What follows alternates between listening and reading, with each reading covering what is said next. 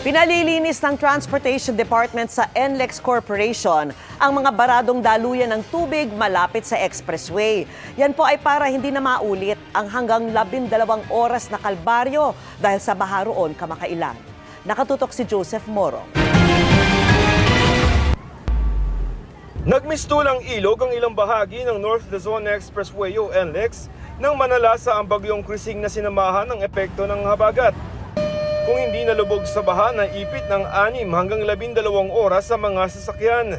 Para hindi na maulit, inutusan ng Transportation Department ng NLEX Corporation na linisin ng mga baradong daanan ng tubig na nagkumpulan malapit sa NLEX. Isa ang creek na ito dito sa Valenzuela sa 11 mga lugar sa Valenzuela at May Kawayan, Bulacan na barado na. Kaya naman kapag may tuloy-tuloy na pag-ulan tulad ng isang buwan, itong mga creek na ito umaapaw sa NLEX.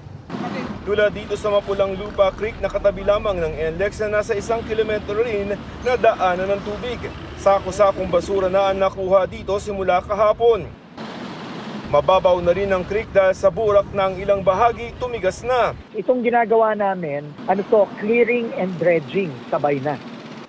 Pinagtutulong-tulungan ng linisin ng mga baradong daluyan ng tubig ng mga City Hall ng Valenzuela at May Kawayan, Bulacan. Ayon sa DOTR, dapat ay regular ang paglilinis sa mga daluyan ng tubig. Ang importante kang dito, kailangan bilisan kasi habang hindi pa bumabagyo ulit, hindi pa lumalakas ang ulan, minimize na natin yung bara. Tutulong na rin ang MMDA at nagpapahiram ng gamit at mga tauhan. Pag naipit kasi yung traffic at nag-extend dito sa Balintawa hanggang EDSA, marami po tayong kababayan din na naiipit sa traffic. Ang NLEX Corporation naman patuloy nilang makikipag-ugnayan sa pamahalaan para maipatupad ang mga flood control measure. Para sa GMA Integrated News, Joseph Morong, nakatutok 24 oras.